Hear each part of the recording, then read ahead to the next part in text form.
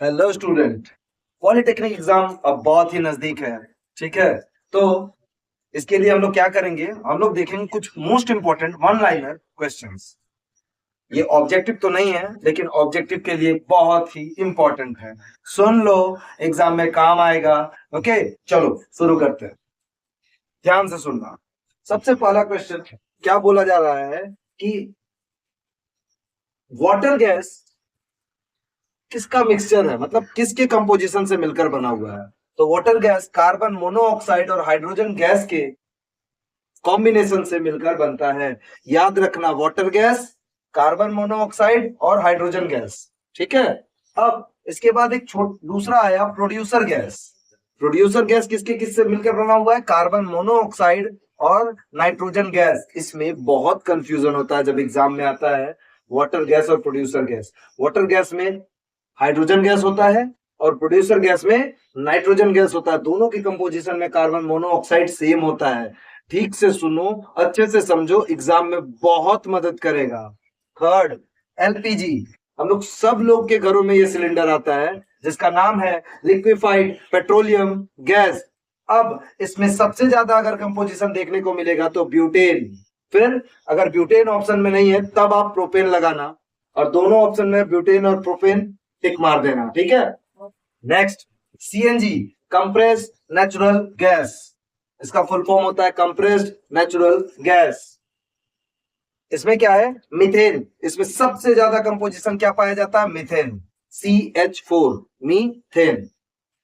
ठीक है, चलो अब इसके बाद हम लोग देखेंगे साउंड के बारे में, ध्वनि।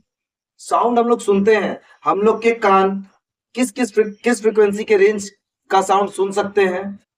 फिर साउंड में 3 फ्रीक्वेंसीज आती है, ऑडिबल फ्रीक्वेंसी, इंफ्रासोनिक और अल्ट्रासोनिक। सुनते हैं तीनों के बारे में, याद रखो, वन लाइनर क्वेश्चन है, ऑब्जेक्टिव में आने की पूरी संभावना है।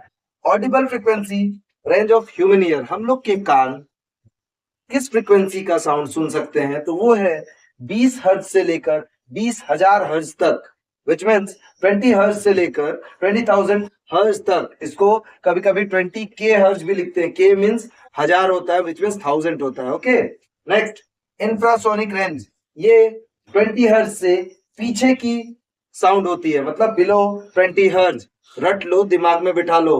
नेक्स्ट, अल्ट्रासोनिक रेंज, ये होता है अब 20K हर्ट्ज। इसको हम लोग नहीं सुन सकते, हमारे कान के पर्दे फट जाएंगे।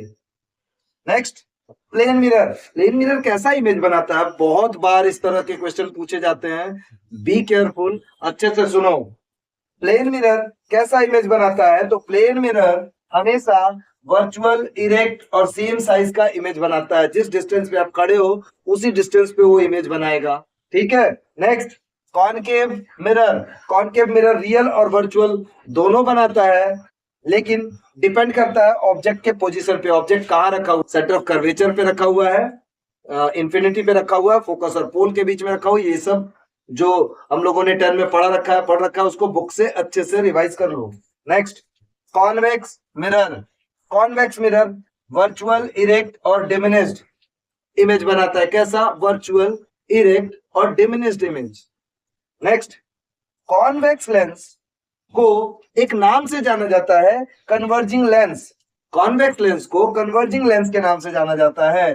कैसा, कन्वर्जिंग लेंस। और इसमें एक बात और है, कॉन्वेक्स लेंस किस चीज को करेक्ट करता है पता है, वो दूरदृष्टि दोष, विच मीन्स हाइपरमेट्रोपिया को करेक्ट करता है। लॉन्ग साइटेडनेस भी बोलते हैं, जिसके आंख में दूरदृष्टि दोष हो जाएगी, मतलब हाइपरमेट्रोपिया हो जाएगी, उसको हम लोग करेक्ट करने के लिए एक लेंस लगाते हैं जिसका नाम है कॉन्वेक्स लेंस। और कॉन्वेक्स लेंस के बारे में एक और बात जान लो, कॉन्वेक्स लेंस को हम लोग आई लेंस बोलते हैं, क्योंकि हम लोग के आंखों में जो लेंस होता है उसको कॉन्वेक्स लेंस बोलते हैं। क्लियर। अभी देखते हैं आगे। अब आता है कॉनकेव लेंस। कॉनकेव लेंस को डाइवर्जिंग लेंस बोला जाता है। उसका दूसरा नाम क्या है, डाइवर्जिंग लेंस। इससे हम लोग आंख की नजदीक की दृष्टि विच मीन्स मायोपिया जिन जिन लोगों को हो जाता है उसको ठीक करने के लिए हम लोग लगाते हैं इसको, मायोपिया को दूसरे नाम से शॉर्ट साइटेडनेस मतलब नजदीक की दृष्टि दोष को बोलते हैं, उसको ठीक करने के लिए हम लोग कॉनकेव लेंस को लगाते हैं। ठीक है, अच्छे से सुनो, मैं बता रहा हूं, बहुत अच्छे क्वेश्चन है ये सब। कॉन्वेक्स लेंस कैसा इमेज बनाता है? रियल और वर्चुअल दोनों बनाता है, ठीक है। और concave lens always virtual image बनाता है। क्लियर है?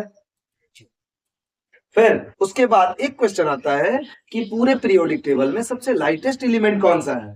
तो फर्स्ट नंबर हाइड्रोजन। अगर कभी क्वेश्चन में हाइड्रोजन ऑप्शन में ना हो तो आपको सेकंड नंबर यूज करना हीलियम। ये second lightest element in periodic table. Clear? Lightest element, सबसे हल्का तत्व कौन है? हाइड्रोजन। और दूसरा कौन आ जाएगा? हीलियम। ठीक है, नेक्स्ट हम लोग देखते हैं लाइटेस्ट मेटल, वो भी सॉलिड में मतलब ठोस। तो लाइटेस्ट मेटल के नाम पर कौन आता है? लिथियम। ध्यान में रखिएगा क्या आएगा? लिथियम। अब आते हैं केमिस्ट्री के एसिड बेस और सॉल्ट चैप्टर से। अनगिनत बार मतलब कि इतनी बार पूछा गया है ये क्वेश्चन जिसका कोई हिसाब नहीं है। ठीक से सुनो, क्वेश्चन पूछा जाता है कि अगर कोई एसिड किसी मेटल के साथ रिएक्शन करता है तो वो क्या बनाएगा? तो अगर एसिड मेटल के साथ रिएक्ट करेगा तो वो सॉल्ट बनाएगा और क्या करेगा? हाइड्रोजन गैस लिबरेट करेगा। बहुत इंपॉर्टेंट क्वेश्चन है, पूछा जाता है कि अगर जिंक हाइड्रोक्लोरिक एसिड के साथ रिएक्ट करेगा तो कौन सा गैस निकलेगा? तो क्या हो जाएगा? Hydrogen gas. क्यों? क्योंकि जिंक मेटल है और HCl क्या है? एसिड है। जब मेटल और एसिड रिएक्ट करते हैं तो सॉल्ट और हाइड्रोजन गैस बनाते हैं। इसमें सबसे इंपॉर्टेंट क्वेश्चन क्या है? कौन सा गैस निकलेगा? तो कौन सा गैस निकलेगा? Hydrogen gas. दिमाग में भर लो कि एसिड और मेटल जब भी रिएक्ट करेंगे हाइड्रोजन गैस निकलेगा। ठीक है, चलो नेक्स्ट। अब दूसरा, एसिड और कार्बोनेट। अगर एसिड और कार्बोनेट रिएक्ट करेगा तो सॉल्ट, वाटर और कार्बन डाइऑक्साइड गैस निकलेगा। इसमें सबसे ज्यादा पूछा जाने वाला क्वेश्चन है कौन सा गैस निकलेगा। ठीक है, तो जब एसिड और कार्बोनेट रिएक्ट करेंगे तो हमें कार्बन डाइऑक्साइड गैस मिलेगा। देख लो, calcium carbonate plus 2HCl changes to calcium chloride, water and carbon dioxide. ये है कार्बोनेट, ये है एसिड, ये कैल्शियम कार्बोनेट मतलब कि सॉल्ट बना, और वाटर और कार्बन डाइऑक्साइड। फिर नीचे आते हैं, एक और क्वेश्चन, अगर एसिड और बाइकार्बोनेट रिएक्ट कर जाएगा तो जब भी क्वेश्चन में कार्बोनेट देखने को मिले, की पॉइंटर है, सीधे कार्बन डाइऑक्साइड गैस ढूंढो, मार के निकल जाओ। आपके पास उतना समय नहीं है, इसीलिए ये वन लाइनर क्वेश्चन है। ठीक है, जल्दी जल्दी जितना हो सके उतना समेट लो, जितना पढ़ सको उतना पढ़ लो, जितना हो सके मल्टीपल टाइम रिवाइज करो। फॉर्मूला बहुत इंपॉर्टेंट है, मैं बता रहा हूं। मैक्सिमम क्वेश्चन फॉर्मूला बेस आएंगे, सिंपल सिंपल क्वेश्चन। आओ देखें, एसिड और बाइकार्बोनेट जब रिएक्ट करेगा तब भी सॉल्ट, वाटर और कार्बन डाइऑक्साइड गैस निकलेगा। Example, NaHCO3 bicarbonate plus HCl changes to NaCl H2O और कार्बन डाइऑक्साइड। इसके बाद एक क्वेश्चन और पूछता है, अगर एसिड और बेस रिएक्ट कर जाएगा ना तो सॉल्ट प्लस वाटर बनता है। क्वेश्चन पूछता है कि एसिड और बेस रिएक्ट करने पे क्या बनाता है? तो सॉल्ट प्लस वाटर। आंसर इसमें होता है ऑप्शन में सॉल्ट पूछा जाता है मैक्सिमम टाइम। ठीक है, तो जैसे HCl NaOH NaCl plus water बना। अब इसको एसिड और बेस रिएक्ट करके सॉल्ट और वाटर बनता है। इसको एक रिएक्शन के नाम से जानते हैं जिसका नाम है न्यूट्रलाइजेशन रिएक्शन। क्या? न्यूट्रलाइजेशन रिएक्शन, हिंदी में उदासीनीकरण अभिक्रिया। नेक्स्ट, मेटल ऑक्साइड और एसिड जब रिएक्ट करता है तो सॉल्ट प्लस वाटर बनता है। दो क्वेश्चन सेम है, एसिड और base salt plus water, metal oxide और acid salt plus water. But इसको हम लोग न्यूट्रलाइजेशन रिएक्शन नहीं बोलेंगे, इसको बोलेंगे। ठीक है, समझ आया? देखो, अब एनसीईआरटी को बहुत अच्छे से पढ़ के जाना। 10 क्लास के एनसीईआरटी को बकायदा फिजिक्स और केमिस्ट्री को इतने अच्छे से पढ़ जाओ, मैं बता रहा हूं क्वेश्चन वहां से देखने को जरूर मिलेंगे। ठीक है, और जितने मल्टीपल क्वेश्चन लगा सकते हो लगाओ। अभी कोई नया टॉपिक स्टार्ट मत करना, अभी जितना हो सके पढ़ा हुआ रिवाइज करो, multiple time revision, formula, concept. आया समझ? चलो मैं और क्वेश्चन ले आऊंगा, तब तक के लिए टेक केयर, थैंक यू।